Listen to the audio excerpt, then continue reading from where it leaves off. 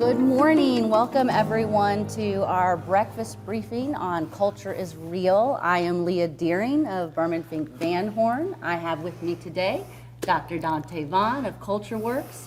We are very thankful that you could join us today and have this conversation on workplace management culture. Awesome. Thanks for having me.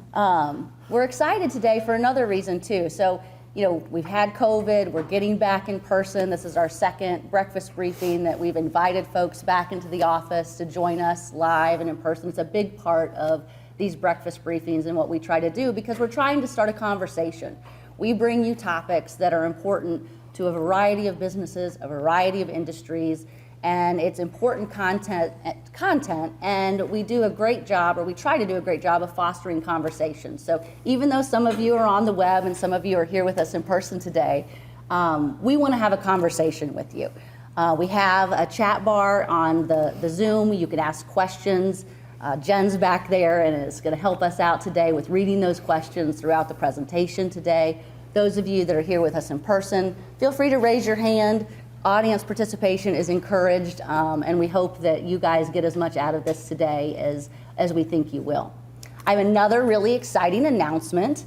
Those of you may not know, 2022 is Berman Fink Van Horn's 25th anniversary. And we have a lot of exciting things. Oh, thank you. A lot of exciting things are happening this year. You're getting a sneak peek today. You are VIPs. You're getting to be the first ones to see, oh, maybe you're not, there it is. The first ones to see our new brand, our new logo that's going to be rolled out with some other branding material this year. We also are going to have a big move. We're moving up to the 16th floor. We're staying here in Prominence. But we have this beautiful new space that's going to be rolled out, and look for an invitation to a launch for that space and a celebration of our 25th anniversary that'll happen this fall. So, without further ado, let me tell you about Dr. Vaughn. Oh boy. Dr. Vaughn wears a lot of hats. He is a father, he is a husband, he is a business owner, a manager, an employee, and a writer. He wrote a great book that is the foundation of part of what we're going to talk about today. But that's not actually how I got to know Dr. Vaughn. I've seen him speak several times.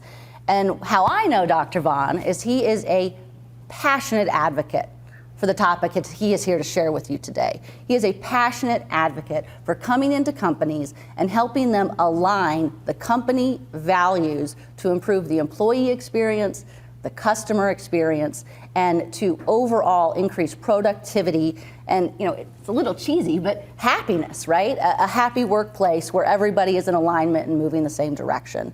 That is no easy feat, and anyone who has managed people or managed a business knows that's a difficult thing to achieve.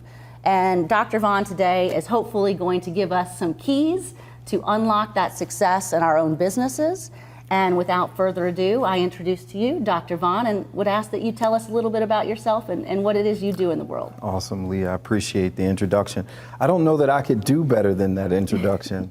So as Leah shared, I'm the Chief Executive Officer for a company called CultureWorks. And how you articulated it is very much what drives our purpose and our mission, right?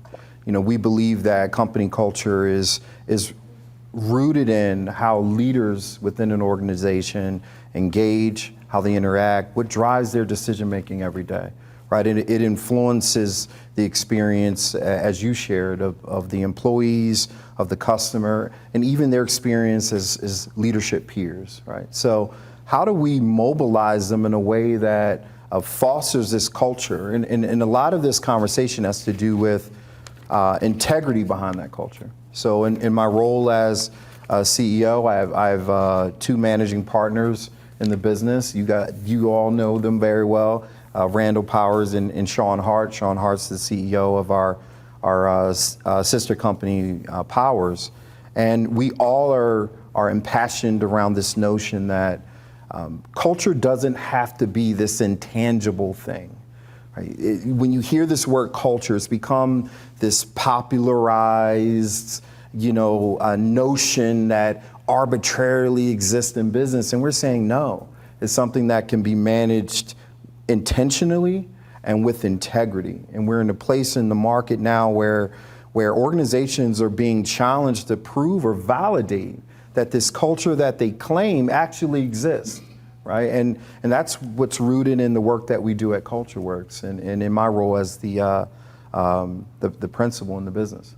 So let's take a step back, because you mentioned Mr. Powers and Mr. Hart and the Powers Company, and we have worked with them a long time. They're what we would think of as a traditional consulting firm, right? Sure. They come in, for example, warehouse space, and they say, change some equipment, you need more employees here, change these operations and you'll improve efficiency. Is that a fair assessment of a high level? You know, high level to some extent. I think the caveat would be that they've always understood the importance that the leadership behavior, you know, has in impacting those systems and processes that you're referring to. But yeah, traditionally, that's their sort of lane, but they very much adopt this conversation around leadership behavioral change and this notion of culture performance management. And that's what differentiates them, and is sort of the next frontier in how CultureWorks was born. You bet. There's another step beyond having the Absolutely. best equipment. There's another step behind having the next set of processes, and that companies can achieve a higher level of efficiency, productivity, better retention of employees if they address this just the same as they would as having the right piece of equipment in the warehouse. Yes. You're referring to what we speak to in the book as is operationalizing culture. So we're trying to appeal to business leaders to say, hey, the same way you look at other functions or systems in your business, it's the same way that you can approach managing your culture and optimizing it. It doesn't have to be this intangible or arbitrary or organic thing that exists in your business, right? It's like any business. I want to be able to predict to some extent the impact that these various systems in my business will have and how it drives results. Well, that applies in the world of culture, or culture performance management, as we call it. Okay, so I have my first Ask the Audience question. I'm going to get you going first thing this morning. What do you associate with a company that has great culture? What's a company that you interact with and you think, gosh, this company has a great culture, I identify with it, I have a positive experience, it's consistent? Brett? Chick-fil-A. Chick-fil-A, that is always the first one that comes to mind. And I think we would say that operationally and culturally, they're at the top of their game. Anybody else have any suggestions? Jen, anyone online yet? Not yet? Chick-fil-A is a great example. Sure. Are there any tips that, off the top of your head, you could say we could take from the Chick-fil-A model and apply in our own businesses? You know, when we think, Chick-fil-A comes up often in our world, right? And when you think about what stands out about Chick-fil-A, actually, I want to reverse back to the audience for a second. Why'd you say Chick-fil-A? Well, they've developed a culture of treating the customer in a certain way, but treating each other in a certain way. Will you repeat that for them? So for those that didn't hear, he said they've developed a culture where the customers and the employees are treated in a positive way, right? Oftentimes when we think about culture, we think about how people are treated, or at least the experience they get from how they're treated. And in the reality, that's rooted in a standard that Chick-fil-A has set for that experience. So treatment just doesn't happen. You're speaking to a lagging indicator of how a leader and how a peer has chosen to engage and interact with someone. Now, it's perpetuated an experience for them, but Chick-fil-A has systematically said, hey, I'm going to set a standard for how I want you to greet the employee, how I want you to engage with prospective employees, how I want you to engage with the customer, and then I'm going to put systems and mechanisms for sustainability around you to support that and reinforce that in real time, right? And that's the premise behind this operationalized culture. Imagine saying that I want this experience for my business. Theoretically, hypothetically, but not putting the mechanisms in place to ensure that you can realize that vision that you have for your business. Most organizations do just that. These core values are really important to me. My founding fathers of my business said that integrity and inclusion and all these things are important. Why? What's the impact? And can I articulate that in a way that I can then mobilize my leaders and how they show up and how they engage? Chick-fil-A's done a very good job in organizing methodically. Here are our core values. Even to the extent that it was contrary to certain people in the market, it didn't matter. You remember some of the controversies that came out of the decisions they were making in their business, and they remained true to their core values, said, this is how it looks in real time, right? And that's the premise behind a lot of what we do in our business and reinforcing. That's this whole notion of culture performance management. That's what we speak about in the book. So, should we all just adopt the Chick-fil-A model? Is that the right culture? Great question. I don't have any ideological view on what the right culture is. Your right culture really stands for, look, if you are driven by a purpose, you have a clear vision and a mission for your organization, you have outcomes that you expect, you have impact that you're trying to make through a product, through a service. Your culture is really rooted in how you believe the various engagements and interactions and decision making will help you realize that outcome. So all we're saying is, hey, understand what that culture is, rooted in your core values, specific in the behaviors that underpin those core values, that should be actionable, that can drive the outcomes that you want in your business. It should be rooted in your ability to optimize your performance, whatever value that may be. It works for Chick-fil-A. It may not work in your business. But the systematic approach that they've taken in being clear about those behavioral standards and expectations, and then implementing them, integrating them in how they operate every day, from the time the customer's greeted to the time that they're given their product, and all the pieces in between operationally are all rooted in that system. And I think that we can extrapolate from that one of the values it brings is the employees understand what's expected of them. Absolutely. There is no question at Chick-fil-A, whether you're the customer or you're internally working, what the company stands for, what its value system is, and how they're going to be judged, rewarded, and valued as employees. And that's another intangible benefit of these culture management policies and putting them in place. You bet. And so let's say we've bought in, Dr. Vaughn, we agree with you that's important, we see the results out there. I'm a manager, a business owner, and I said, well, how do I even figure out what my company culture is? How do I start? What's step one? Another great question. I think now we have a formalized process to assess an organization's culture and understand the factors that influence those interactions and decision making. What are those behaviors that we can observe that have contributed to the success of a business and even the created opportunities or fostered failures in the business? I think that's a great way to start. Just if you've been operational and you've seen success in your organization, take a step back. Even if you have these prescribed core values that you believe are important to your business, hold them steady, but take a step back and just observe the business with the level of sincerity and authenticity and candid reflection.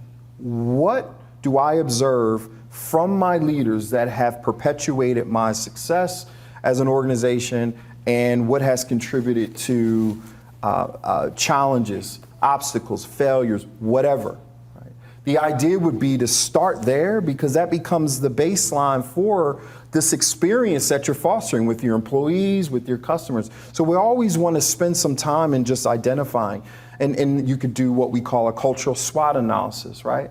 And if you're familiar with the SWOT analysis, right, that evaluation of the internal and external factors that are influencing outcomes in my business. What are the strengths? What are the opportunities? What are the weaknesses? And what are the threats? Well, that applies to leadership behavior just as much. And it's a hard conversation because it starts at the top. So oftentimes the work that we do begins with the founding members of an organization, where we say, listen, we say in the book, you promote what you permit, right? And it starts all the way at the top. So look at those things. Understand, are there toxicities that exist in our organization that we've perpetuated at various levels? Because if I can't get in front of those elephants, as we call them, then it's difficult to claim this culture we're trying to foster. Guess what that does? It perpetuates discontentment, frustration. Frankly, you lose integrity. Because you have these core values on your wall that you could probably blow the dust off of the picture frames of, and you don't have examples of how those things are actually embodied in the business. And that's a good starting point. There's a lot more work that needs to happen from there, but that's a way to say, what's really broken in my business as it relates to how my leaders show up, even if I'm profitable? Because oftentimes we justify our dysfunctional culture as, well, look, we're profitable. I may have steamrolled 20 people to get here, but I'm profitable. I'm fulfilling my stakeholders' expectations or my board's expectations. But when you start to peel back the onion, you realize that these toxicities and these things don't really align with this culture I claim in the business, which is why fundamentally you're not an employer of choice. You fail to attract millennial talent into your business. All those other arbitrary challenges that organizations face. So those of you that have worked with us, and many of you online and here in the room today know that Berman Fink Van Horn does a lot in the area of non-compete work. And so our day in and day out involves high-level managers often moving from company A to company B. And what I have seen and observed in my practice is that while companies get very upset when key talent leaves because they're talented, they get really upset when that key talent are the individuals that are the glue people. They're the people that have that innate leadership skill, that build teams, that build loyalty in teams. Mm-hmm. And it's a person in the organization mm-hmm. that created that, not the organization's culture. Yes. And so how do you come into a company, identify those people or the values that, and then push that out company-wide? How do you train other leaders to exemplify those same qualities and characteristics? That you're getting at sort of rooted in the importance of systematically approaching this. The reality is those culture change agents in your organization, sometimes the founders, sometimes the leader you hired after the fact, but those culture change agents are able to have the power of influence that they have because of the way they've approached behaviorally their engagements, their interactions, and their decision making. Understanding those behavioral characteristics and traits, and then applying them against a broader picture of, okay, that individual is exhibiting represents this core value that drives our success. Now, I'm going to then take those behavioral traits or skills or competencies, I want to approach them in a more standardized way. It becomes a construct or profile for leaders in your organization. So sometimes you can take those change agents and evaluate. That goes back to my notion of standing back and exploring, what am I seeing from these leaders that are having such a great impact? It's not about the individual. A lot of clients ask us, well, I don't want to be so prescriptive in how I expect my leaders to behave or engage or interact. We say, wait a minute, you became prescriptive the minute you put these core values on the wall. Right now, take that aside, stylistically, we all are unique and different in our approach. My style of leadership may be different than yours, Leah, stylistically. But our actions, our decision making, how we choose to engage and interact, those things are rooted in the same core values within an organization because that's the standard. That means I have to integrate those behavioral standards in everything from my job descriptions, to my interview protocols, when I'm sourcing candidates, to their performance appraisals, right? Those same behavioral traits, let's talk about that culture change agent as an example. those behavioral traits that we've seen so much success in should be rooted in how we measure the efficacy of the leaders in our business. If that individual, so it's less about the person. Stylistically, he or she may be different, but behavioral traits, well, that's something that I can standardize and formalize. Now I'm putting integrity. If I said inclusion, or let's use a common core value, trust. If trust is a core value, there are behavioral traits that all leaders must embody to foster trust or trustworthiness. Have I taken those behavioral standards or expectations and formalized them, communicated them, and then went to that leader and said, hey, your ability to embody trust looks like this, and either you are embodying those core value traits or you're not, and we're gonna have a conversation about it. Intentionally, I'm going to be intentional about how you learn it, how you practice it, and how we measure it. And that gets at why this culture performance management approach is so important. Because the reality is the experience I have is going to be rooted in truth. You could give me all the widgets and trinkets and throw as many pool parties and donut drives as you want. My experience is my experience. So any way you flip it, I have to be intentional about engaging you in a way that I claim. Otherwise, it won't be. Dr. Vaughn, donuts make everyone's experience better. Fair. There is no argument on that. Fair. But you do touch on a really important point, which is that you can't just say, here are my core values, and put some posters on the wall and have a party and hand out lemonade and donuts and expect everything to just work really well. Exactly. You have to follow up, and then you have to measure results. So how do I measure a thing like trust or reliability or employee engagement with their manager? Sure. We get that question all the time. Now, and we should probably go to slide 2 for this part of the conversation. It's a nice visual reference to what I'm speaking to.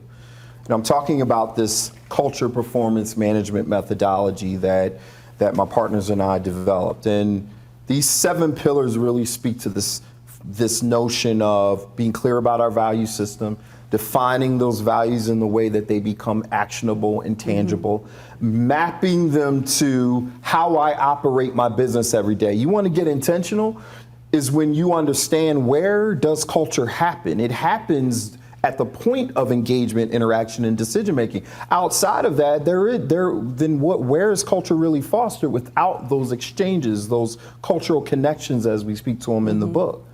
So I've done all those things. Now I'm being intentional about learning and practice. And that's where we get closer to measurement. It's like any behavioral change. You know, my partner does a better job in this analogy, but if anyone ever played sports in school, right? If you play sports, the greatest impact in your development, behaviorally or in your skill or competency in those sports, was either in practice, but more specifically during the game. When the coach came out to the field, or when you went back to the dugout, or when you went back to the sideline, and they said, hey, I'm watching your posture, I'm watching your body position, I'm watching these things, and you need to course correct because you're not having the greatest impact on your swing, right? It's that real-time sort of experiential learning that fosters that. Guess what that feedback starts to become? A point of measurement. An opportunity for me, in the midst of being intentional about practicing these behaviors that relate to my core values, my own self-reflection becomes a point of measurement. We're not talking about the lagging indicator of, hey, employee, how was your experience last 6 months with so-and-so leader who may or may not be with my organization anymore, and then try to generalize those experiences. We're talking about measuring your actual intentional practice of that behavior. So we recommend, what are your team leaders doing to provide insight and feedback to the team member as it relates to their behaviors, how they're showing up, how they're actually embodying these actionable behaviors that relate to your core values. If you're not, you can't manage what you can't measure. So we say we want to improve culture. We're doing it by looking at lagging indicators of culture. When you look at Gallup surveys over the last almost 2 decades, And if you're familiar with any of their surveys, they speak to employee engagement, national employee engagement rates. And we get excited when they say we have a 0.5% improvement in national employee engagement rate, right? Similar to our unemployment rate, right? We get excited about these numbers when in fact, we've been stagnant over the last 20 years, 31%, 32%, 33%. Why? It's because we're measuring the wrong thing. And I'll take wrong back. That sounds negative. We're measuring an indicator that doesn't necessarily align with actual workplace culture in the context of how it relates to my business and how it relates to how my leaders are engaging and interacting and having real impact. They've been stagnant because the strategies that come after those employee engagement results are often not rooted in the heart of what's driving the experience in the first place, which is the leader's behavior. I have to get at that. I have to get at that while they're on the field swinging the bat. Not after the game, actually after the season, because most employee engagement surveys are rooted in, some cyclical, quarterly or annual cycle. That's late, right? So when we talk about measurement, it's really about measuring in real time, how are my leaders engaging, how are they interacting, and then what the impact that has on business outcomes. And then there are those lagging indicators that you can measure in shorter interval. Am I seeing an impact in my employee retention rates? Am I seeing an impact in my customer satisfaction scores? Am I seeing an impact in my number of open positions? Do I have a referral program in my business, and am I seeing an uptick in employees willing to refer others in the community to my organization? These are all indicators of if you fostered a positive workplace culture. I can go statistically all day. Statistically, yes. I get this question a lot when I'm doing these engagements where I'm asked, hey, millennials, what do they care most about? Right? All these millennials. And the reality is, most individuals, not just millennials, but there's been an emergence of and shift in the workplace where over 55% of the working population are of this millennial generation now. And there's a connection to realize what Maslow realized 100 years ago, which is foundationally, our hierarchy of needs says we are rooted in feeling a sense of beyond safety and security and our physical well-being is sense of connection, purpose, belonging. That's always been the case. Now, this notion of monetary incentive is important. A living wage is important. We see a lot of conversations going on in the business. But beyond that, we can have all the wage compression in the world. What happens next? What people really care about is their experience. And who's responsible for that experience? The leader. So, I know you're out there doing this in the real world. Yeah. You're not just here speaking to people about this. You're actually out there doing. Can you give our audience an example of, anonymously, of course, of a company you've worked with that has gone in, implemented a specific change in culture or methodology around culture and improved retention of their employees? Sure. I have a number of examples. We have a client who, family owned and operated, has seen significant amount of success in the world of food manufacturing. And what they acknowledged was they'd put a lot of emphasis and investment in assets, streamlining equipment, optimizing through lean management and other principles how they manufacture and how they drive efficiency or productivity. But they hit a wall and they couldn't understand where's the wall. Through an evaluation of their frontline leaders, what was quickly realized was Yes, you have become extremely efficient in driving daily execution from a widget point of view. You've maximized the capacities of your equipment. You've lost sight of how your leaders on the front line were actually engaging and interacting with the operators who really touched the product and ensured that these efficiencies could be maintained and sustained. You know, when you think about what you're paying for employees, and we ask leaders this all the time, what do you think you're paying for? Well, I'm paying for them to be productive. And I'm paying for them to apply the skill that they said they had. And what we realized was that is a fundamental disconnect. What you're paying for is their time, right? Because I'm paying the same amount for the unproductive employee as I am the productive one. And then in that time, your leader's responsibility is to draw as much out of them in their potential skill or competency that they possess. How do I manage that? How do I promote it? How do I create communication around it? And what we realized was those frontline leaders, the measure of their success in their mind was what their measure of success was when they were an operator, which was widgets, units. Get it out, get it out, get it out.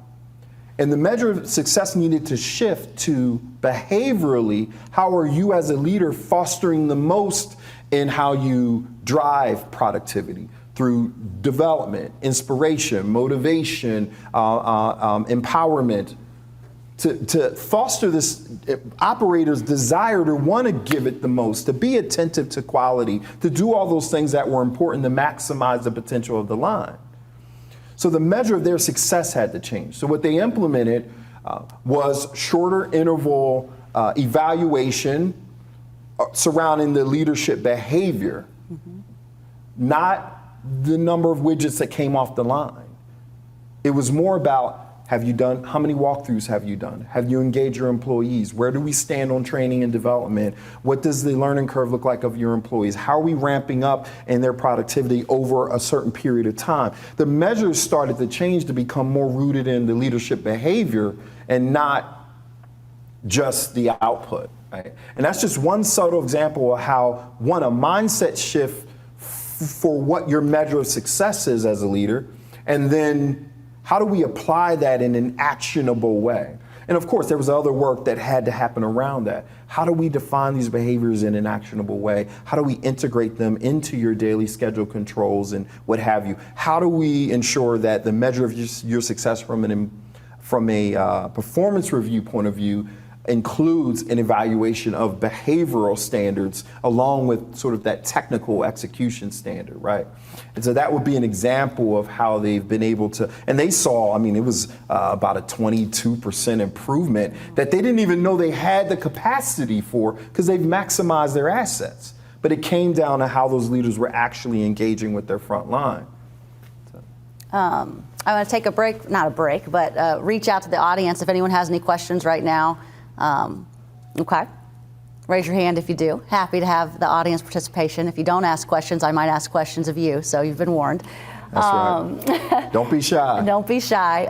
Dr. Vaughn's very friendly. So I have a little bit of a different question for you because we've done talks before on this concept, and I think a lot of people have been hearing it in the last couple of years about DEI, diversity, equity, inclusion. How is this workplace culture management different from that? Is it different from that, I guess, is the basic question. And then I think your answer is going to be yes. And so the follow-up question is, how can it still impact a company's DEI initiatives? I love this question. So I believe we see culture performance management as the system to actually ensure any of the core values in an organization can be actually realized and executed on, including diversity, equity, and inclusion. We don't have any ideological view on what those values should be. But let's speak about DEI.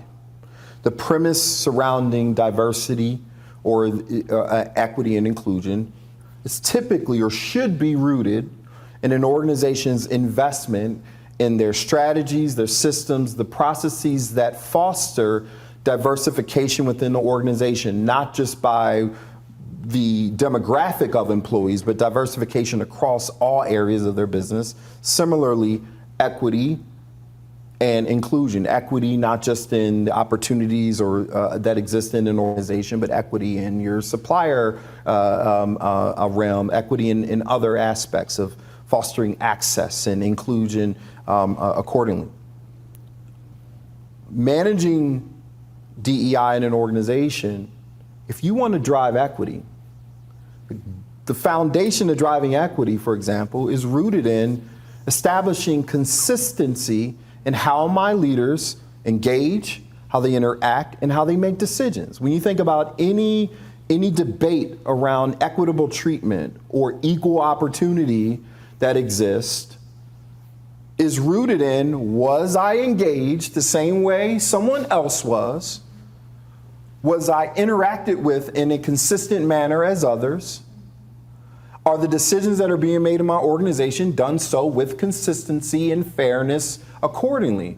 Well, having a system and a process around how you mobilize your leaders to have standard in those engagements, interactions, and decision makings is really foundationally important to foster any equity in an organization, right? So I think it's important. We often kind of get lost in trying to symptomatically treat these breakdowns in DEI in an organization, or let's just speak to equity or inclusion in an organization, when fundamentally it's because have you actually established a standard for your leaders and ensure that they understand any diversion from meeting this behavioral expectation or standard will not be tolerated in our organization. We can put as many campaigns and posters and find select people in our organization to take a picture and put on our website. But fundamentally, do I have a system and a standard by which everyone, from the CEO on down, can reference to say, wait a minute, I have to be rooted in this? Because then we'll speak to the attorneys in the room. If I've documented it, I've formalized it, I've mobilized my organization around it, I've fostered training around it, we developed software in our organization as part of our developmental tools. I've invested in software, systems. Your Honor, I've done everything, my client's organization has done everything they could possibly do to foster an equitable work environment. I've put systems in place, standards in place, I formalized it. That comes down to behavioral standards for all of my leaders. My job descriptions reflect it, my performance reviews reflect it. All these things I've done to foster this, right, to the extent that I can control it. It doesn't have to be this intangible thing that I can only do by creating some facade for what exists in my organization. No, I have systems and processes to ensure it, right? It's sort of quality control versus quality assurance, and we speak about that in the book as well. Mr. Winkler, who's here with us today, and I spend a lot of time on the phone with companies that have employees that are unhappy for some reason. It's part of what we do. It's inevitable. But you know, a truth out of many years of counseling is you've hurt someone's feelings because you've treated them differently and you've made them feel different. Whether that was intentional or not is, you know, an open question when you're on both sides of the room. Sure. But a lot of companies don't realize, or their managers don't even realize, That's right, that they're treating people differently, or that they're treating people in a manner that might make them feel less valued, which is impacting productivity. It's increasing claims sometimes. Sure. And it sounds like this sort of system can help eliminate that, or at least train managers in a way to be more conscientious about how they're interacting with everybody within the company. Oh yeah, you're speaking of what we call cultural consciousness. Look, I can't correct a behavior that I'm not aware of, or I'm not aware of the impact that it's having.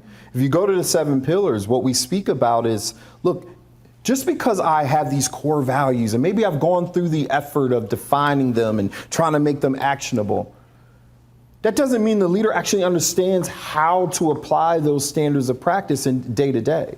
So what do I do? How do I foster their awareness?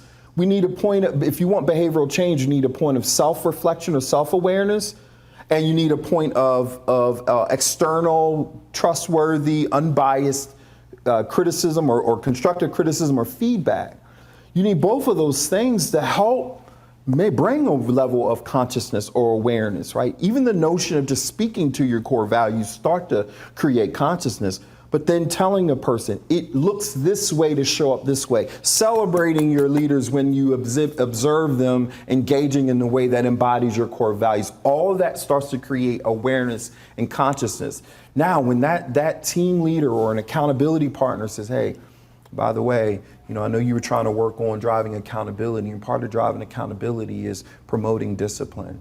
And the fact that you are remaining diligent and reminding your team to follow certain protocols is a form of discipline. You're reinforcing the core values of accountability. Nice job. Celebrating those things. How many leaders do you see having those kind of conversations in the business? That's intentional management of company culture. It's not just this arbitrary, we believe in family. Like, what does that mean? Right?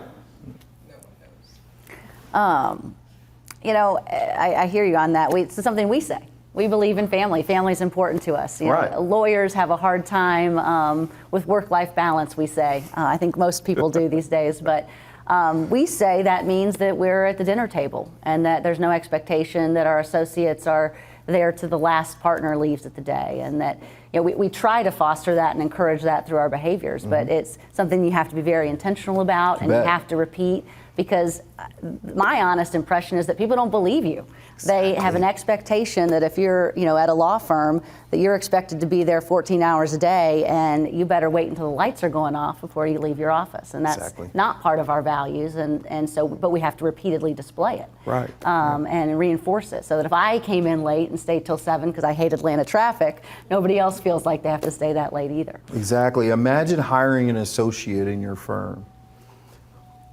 They didn't come from a firm who has that core value or how you've defined that core value. They may have all the best intentions in the world, but don't really know what that looks like or feels like, or how they foster that for themselves or within the organization. Mm-hmm. There's an opportunity for learning and practice. Now, who's going to be the person? Is Ben going to say, hey, by the way, I appreciate you really trying to show us that you're committed and work hard, and I know this is an important case, but you know what? That email at 1 o'clock in the morning, don't do that again. And here's why. I value your productivity, but we believe in family. Now, family for us means that, are we investing in the time of the people you care about outside of this place? And are you investing in self? So are you sleeping at 1? Did you schedule it when it went out? Because that's not impressive to us. Like, who's the person who in the organization who says that? Because that starts to drive that. Ben Fink would say Good. So. And I'm using Ben, I'm learning Ben more, and I believe he would, right? But it takes leaders at the highest of levels to say, hey, the culture we want here is so important that we're going to bring awareness to when your behavior doesn't embody that culture. And that's okay. Not everyone's a cultural fit. So I want to ask a little different question. We've all experienced COVID the last 2 years. A lot of us have moved to work from home schedules or hybrid schedules. A lot of us are trying to come back to the office, but our touch points are different now than they were 2 years ago. How do we replicate the success we had before, right? So we started off in a room together, we worked together 9 to 5, we developed those relationships. Now we're adding new team members in this more hybrid environment. How do we foster the same sort of culture with a more remote or diverse way that they're working type of workforce? Sure. We get that question a lot as well. Now, frankly, I like when it comes up because it's rooted in when you have a system or process by which you do things in your organization, it becomes a bit more, you become able to scale it. Right. So when we talk about scaling company culture, if I've integrated these standards of behavioral practice in my day-to-day, then I've integrated it in every point of connection. If that connection is virtual, it's virtual. If it's in person, it's in person. But I'm still holding true to the same standards. Now you have to be a bit more intentional and focused on it. So we recommend things like everything from a culture shout out at the start of the morning to, hey, this week we're focused on the value of X. And we want to ensure that the behaviors associated with that value are being practiced. Let's make sure that we highlight and shout out and recognize when those behaviors are being captured, even in a virtual format. There are ways that you can still be intentional about practicing a culture and learning ways to embody those values without necessarily being in person. I'm a person that responds well to human interaction and being in an environment with people, but that doesn't mean that I can't also foster the culture we drive at CultureWorks with my teams virtually, right? So I think it's still about those points of integration. That's pillar 3, is understanding where those culture connections happen, virtual or in person or hybrid, and then being intentional. Don't just apply these efforts for the people who do come into the office and the people who are virtual are just virtual. I'm gonna be intentional about those virtual folks.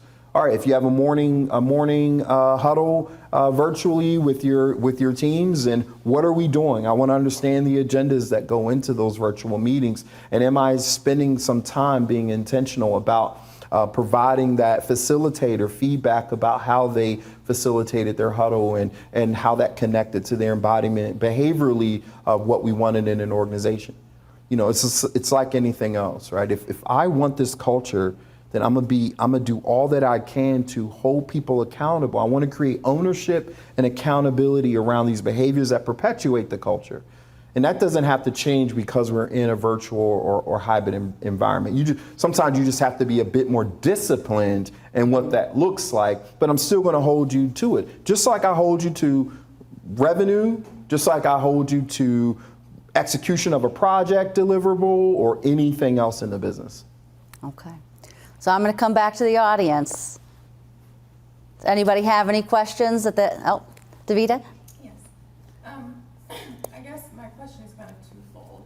So my experience has been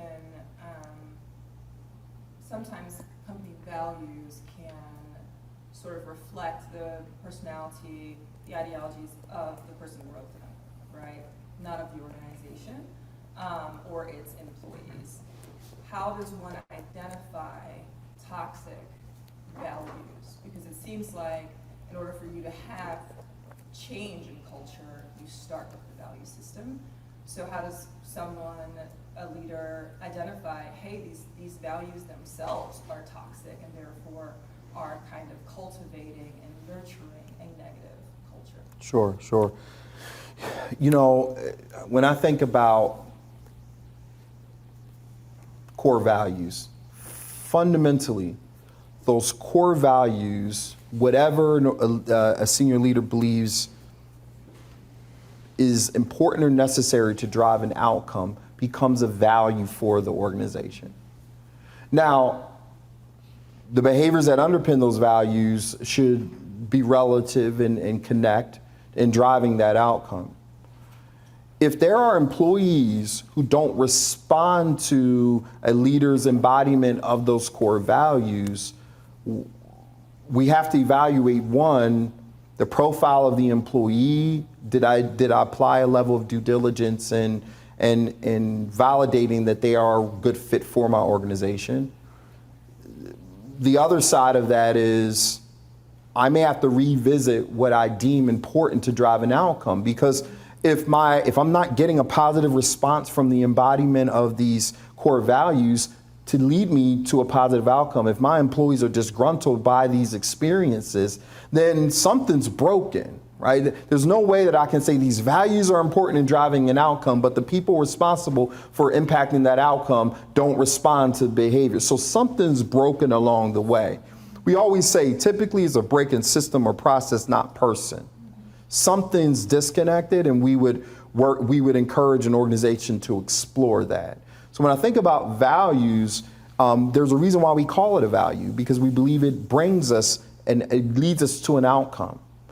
So we have to be sure that there's interconnectivity and relevance to what that looks like. Now, the individual leader and the toxicities that exist within them, that's something that we have to get at. And it may not be necessarily an indication of the core value, but just the individual. And sometimes you have to get at that. Neil?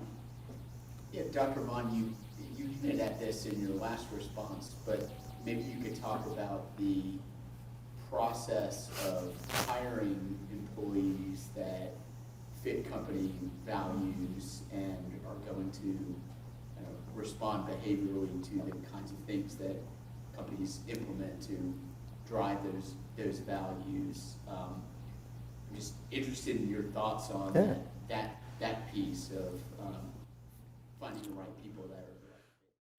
Most organizations will have a very generalized definition for these values that they believe underpin the culture that exists.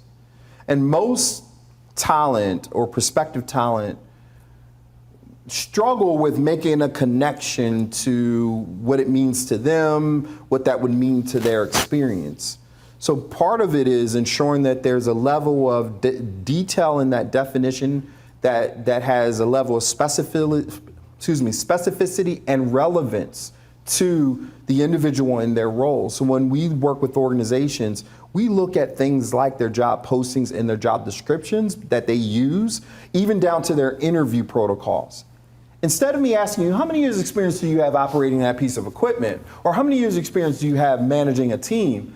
I may ask you something like, tell me a time when you had to reinforce discipline surrounding X, Y, or Z with your team, and what happened when that discipline wasn't sustained in your organization. I'm going to ask you questions that connect to behaviorally how I expect you to show up. So first, I have to validate that you actually have a propensity or you have an attitudinal or behavioral tendency that aligns with my company culture. Most people don't even interview like that. They spend so much time on their academic prowess, on their technical understanding, and they lose sight of validating, do they have these tendencies that will either promote or detract from the culture I want, regardless of how many years experience you have or your academic background, or rather you went to Yale or Harvard, right? So I think it starts there in your acquisition process. And let's say they seem to have relative, the tendencies that match with the culture I want. Then how do I foster their development, their orientation into this culture? Because you understand it, you have a propensity for it, but maybe you had some bad experiences. I want to help you understand what it means to be a BFV law leader, because that may be different than so-and-so Vaughn law, right? So that's where you integrate developmental tools, this learning and practice. But I'm gonna hold you accountable to it. I'm not detracting from the culture I told you that was important to us, but I'm gonna give you an opportunity to foster your own development in those behavioral standards and expectations. Does that answer your question? Yeah. In that same vein, kind of following that question, can you speak a little bit more, about how you begin that implementation process, especially for people who may either come from other company cultures and have habits or behaviors that may not be ideal, or are just kind of jaded and untrustworthy because they've seen a lot of talk and not a lot of walk. So as a millennial, I understand that, and I see that in my peers. So how do you walk them through that transition when you're with a company who wants to make that change?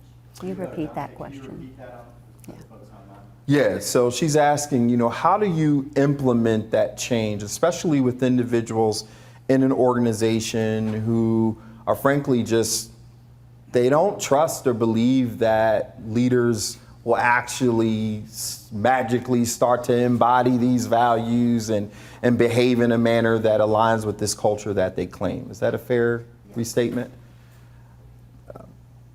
As I said earlier, it absolutely starts at the top. So part of it is, we solicit insights. I think it's important to solicit insights from individuals with whom you're trying to impact by way of this culture, right? That is an important step. And through that solicitation, and I'm not talking about just an employee experience survey, I'm talking about candid, opportunities for individuals to truly share their real, honest, transparent experiences and how leaders may have perpetuated that experience. So getting that real, honest, candid feedback, bringing it to the highest, most leaders in an organization, and then challenging one another, or in this case, we come in and challenge those senior leaders to say, first, before we ever start to talk about expectations across this organization, let's talk about you. How do you believe your actions may or may not have contributed to this outcome that you have in your culture? It requires that honest, authentic look at self before you could ever start to claim that this is a culture you're trying to, because people are not. They'll call you on your BS in a heartbeat. People know, oh, yeah, okay. Right? And you lose integrity quickly. Most organizations have already lost integrity because they've claimed these values, but the employee experience hasn't been indicative of these values that they claim. So, and after we foster this self-reflection and honest dialogue around where the failures have occurred, even in self, as how they show up as a leader, then there's an opportunity to acknowledge it. You start to build trust and credibility through vulnerability and transparency, which means those senior-most leaders have to stand up and say, yes, I, Dr. Vaughn, have failed to consistently reinforce these values that are important to us. And I'm working every day to make sure that I mitigate all the factors that influences me failing to embody or live out these values every day. We encourage those type of conversations to happen from the senior-most leaders. Hey, I'm not staying in the past. I want to move forward in this, and I need your help. And by doing so, I'm putting a system in place. I'm setting new standards, and I have my own accountability partners in that.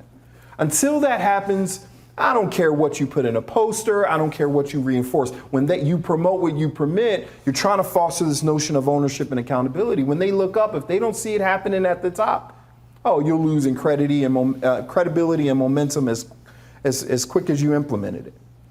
How do you, let's say you've implemented the system, you've got the credibility, you have leadership that is exemplifying the culture, and you bring in a new team member that is critical and essential, but is reluctant to join the team culture? Well, I would say first there may have been a breakdown in your decision to bring them on, right? Because if you question the culture that exists in my organization, that if I've done a really good job in articulating this culture and what drives it, meaning how leaders engage and how they interact and the experience you can anticipate and the standards that I set, that should be a part of your decision to join this organization. If you come in after the fact, so let's say you disingenuously just agree with everything I said so you could get the job, because that happens. I just want the job. Well, if you put mechanisms for the measurement of my success is the embodiment of the core values, then I'm going to quickly stand out. I mean, I won't last long in an organization. I don't have to convince you that this culture is beneficial to you or to the organization at large. I've proven that. You don't get to come and disrupt my culture because you've come in. I don't care how valuable you think you are. Because ultimately, it's like implanting a cancer cell that over time will grow, or you'll start to foster these subcultures that are contrary to what you want in your organization. If you've done the due diligence and validated that this culture is important to realizing your purpose, your vision, your mission, then you won't let anything detract you from that. So I would do my best to not bring on a detractor. Now, yes, am I going to have to prove out what I claim? Well, that'll be natural because it'll be a part of their experience. Will it become a point of reference for them? Because, yeah, we give room for learning and practice. But do you get to then say, but no, that culture is not important. I get to bring my own. That's what you won't be able to do. I'll give you room to learn and understand what it looks like to be this leader from our organization, but you don't get to bring toxicities along the way. Mr. Fink? Dante, Yes. How do you adapt this to a multi-generational workforce? You got the baby boomers, you got millennials, you got the Gen X, Gen Z. Obviously, they're generalizations, right? But each generation has sort of different values, different approaches, different work ethic. Sure. Maybe you repeat that for the folks online. Yeah, so So Ben's question was centered around, in a multi-generational workforce, how do you sort of adapt or adopt, this standard when everyone sort of has a different view on the work, view on the world, view on their role. Is that a fair restatement? Yeah, in particular, baby boomers. Baby boomers and millennials, sure. First, there's a honest look we have to have at ourselves as it relates to our own conscious or unconscious biases that we have on all sides of working with a multi-generational team, right? Because the biases will always get in the way of our ability to fully show up with authenticity as it relates to the embodiment of those core values. Oh, millennials are lazy and only want to whatever, right? If you go in with that, then you're going to struggle anyway, anything I say. Similarly, baby boomers don't know technology and they just don't understand, right? So first we just have to be conscious of our own biases. And it's like managing anything. I want to be open about what those are. And then and that's a part of it, right? That's a societal issue. The more that we can be open about our perceptions or misperceptions based on our own experiences and start to have those conversations, now we're in a point where we can actually find some level of understanding. But here's what doesn't change. At the end of the day, we both work for the same organization that reinforces expectations behaviorally. We both have to show up a certain way. Now, my style may be different than yours because of my upbringing and my experiences, but foundationally, my behavioral standards don't change. I don't get to waver from that. But I want to have an open and honest dialogue. And if we can leverage each other in our strengths as we work together in trying to embody these values, man, we're going to see success every time. But I think, Ben, to your question, it's rooted in that acknowledgement that, hey, I don't understand you fully, you don't understand me fully. Here's what I think of you, here's what you think of me, but we both have these behavioral standards that we both have to practice, so let's figure this out. Right? We don't get to bring our biases and our prejudices and then remain true in trying to foster an equitable culture. Like that doesn't work together very well. Mr. LaBelle? Yeah, Dr. Vaughn, going back to the prior question about somebody coming into an organization that has different values. I've got this question. Do you ever deal with situations where you have companies that are merging that have different values? Oh, yes. And I have a practical situation. Yeah. I have a client that is a relatively smaller company, let's say a $100 million a year company, that has been acquired by an international company. Sure. And you can imagine the smaller company was family owned, the founders were still there. Yep. It was a very warm and supportive culture. And there's been a lot of clashes now. Sure. That they're now owned by this international company that maybe doesn't have some of the same values or, do you deal with that situation? Absolutely, all the time. Yeah. And in fact, it's also part of almost our value proposition of why a system is so important. There's always an acquiring and an acquired, right? Now, typically, the acquiring organization is the one who wants to assert their dominant culture. Now, I would be remiss to say that oftentimes the acquiring company doesn't even know what the culture is or have a system around it. So first, we have to work in that construct. But remember, I go all the way back to what I started with. There are factors that have influenced the success of every operational institution. We always start with, hey, acquiring company, if you want to reinforce this culture that you believe is so important, understand the factors in that smaller organization that have contributed to their success and draw a connection between those factors and the culture that exists in your organization being the acquiring organization.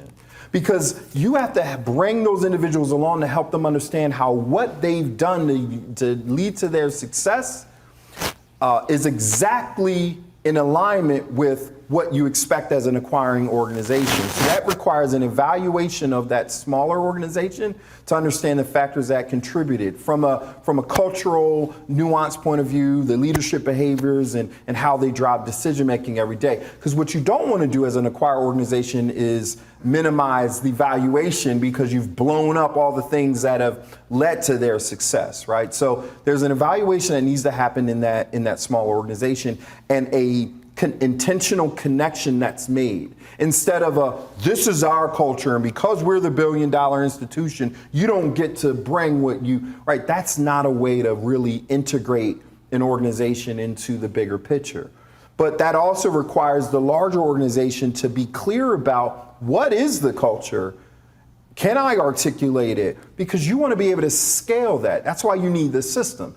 Define values, behavioral standards, blah, blah, blah. And then I always say it's the with them. What's in it for me? Because if I can give you that message in a way that brings you along, I'm going to do that. What's in it for me? Well, by being acquired by us, here are the things that come with that. And from a cultural standpoint, your adoption of these things aren't very different from what you're doing that drives your success. But guess what we are going to do? We're going to fix the things that have led to your failures in the business when you adopt these new way of doing, new way of thinking. And most acquiring organizations are so focused on all the other systems and processes and transitions that they lose sight of the with them. It's like bringing anyone along. Why? You know, I had one client, they changed my acronym. It's still with them, but the words are different. But at the end of the day, it is important to be clear about that message. Even in your own organization, if you're reinforcing all these values and why it's important and why we're changing the way we do things, a person who you want alignment or buy into that needs to understand what's in it for me. Why does this matter, right? So hopefully that sort of addresses your question. But if we can engage in more deeper or strategic dialogue offline about that, because we do work with organizations in M&A scenario. Okay, well, I think we are running to the end of our programming. Jen, do we have any online questions that we haven't addressed? Okay, well, I am going to ask you one parting open question, which is, you know, if you could leave our audience online and here in the room with us today with one parting piece of advice on how they can get started on this journey to identify and create a culture, performance management culture, you know, what's that one tip? I don't do any. Leah, you know me, Lord. I don't know how to answer my name and what. Okay. One tip. One tip. Call CultureWorks. www.getcultureworks.com. No. One tip. I would recommend taking the culture change agents, the senior most leaders in your organization, if you're a senior most leader in your organization, and fostering a open, honest, reflective, conversation about the current state of your workplace culture. No delusion. Take the picture frames off the wall if that's distracting in your conference room. Now, I'm not talking about your employee engagement survey results from last year. I'm not talking about the Forbes distinction that you got because you paid for it. Right? I'm talking about some real honest, you know what? We're going to take our jackets off. We're going to lower the blinds. And listen, I'm going to preface this, boss, by, what I may say, please, there's no retaliation. And we're going to have a hard conversation and look at it. Because it has to start there, right? Before you can truly embark upon this culture transformation that you may truly want, or maybe you don't want, but you must realize that the shift is happening in the marketplace. You have to do something about it. You have suppliers now challenging organizations. Show and prove. You have your customers validating or asking you to validate this culture you claim. Now you have talent in the marketplace saying, don't tell me about wages. There's wage compression everywhere. Tell me about the experience. So now's the time to take that honest, self-reflective look and say, okay, you know what, we are broken. We got to do some things better. We need a system, and then from there, y'all got the website. Sir, thank you very much for coming today. Thank you for having me.